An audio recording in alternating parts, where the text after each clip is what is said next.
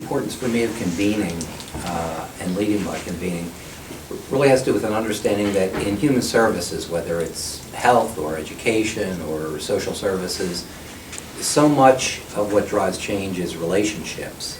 And so the ability to initiate relationships, particularly with other systems, as Jeff described, we often come with language and experience and mindset as professionals from our particular vantage point.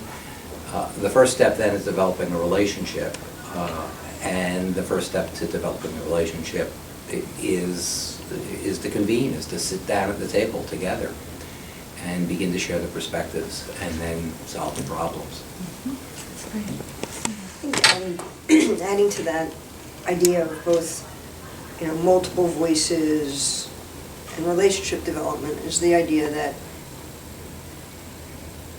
by convening and by, as a leader, saying that this group of people is an important group of people to solve a problem, then you're forming a different foundation than we have currently. Currently, I think the foundation is much more siloed, and we tend to solve problems within those silos, or we invite people in. But to really, for me, to lead by convening means to shift the focus from, a siloed rather than to a shared perspective of, actually, we're a group, and, we're going to do this together. And that could have, positive ripple effects, I think, for how people view their own individual agency and then the shared problems we have. Building on something that Christina said, one of the things that we have talked about in the communities of practice is that leading by convening allows you to honor the work that might have gone on in separate arenas. And so can we talk a little bit about that?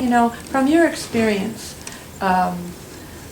do people generally look around and see who else has done something? Is that typically a way that people behave? Is it a way that you'd like to see them behave? I think normally it's not a way that you find people behaving. I think we're so caught up in getting things completed and our projects done, and we tend to just, like as you said, have that siloed kind of a view of things. But in this way, in this atmosphere, you can't do that. There's everybody is at the table, so it's not possible. You do need to recognize what other people are saying and realize that's just as important. I agree. I think there might be theoretical impressions, but I think also you're going to call upon experiences of the group, and maybe they have done something that is in a corollary or a related area, and how did that work, and which weeks, what problem solving can we stem from. So I think it steps out of the silo approach and allows more experiential and collaboration to arise. Yeah. One of the things that we've heard people say is that when the work that has gone on under another name or under another initiative is not recognized, that there are some consequences, not always positive consequences. I think, have you seen that? Does anyone like to speak to some of the examples of, of when that kind of thing does occur? I think as we look at sort of the negative attitudes that folks in one silo will begin to develop about all of the other folks in all the other silos, there is a tendency to wish that everybody was as smart and committed and energized as the people in my silo.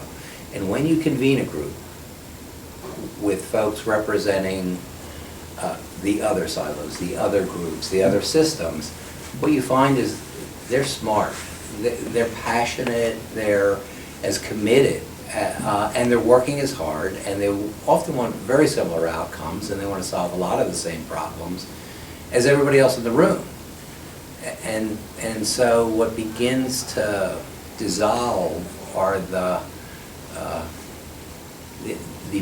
prejudices and the attitudes that often we begin to develop when we're just with our own folks all of the time and struggling to solve things and feeling like, well, if only everybody else would join in. And when you sit down together, what you find is, you know, that's a shared agenda. Mhm. And then you begin to work on it from that perspective.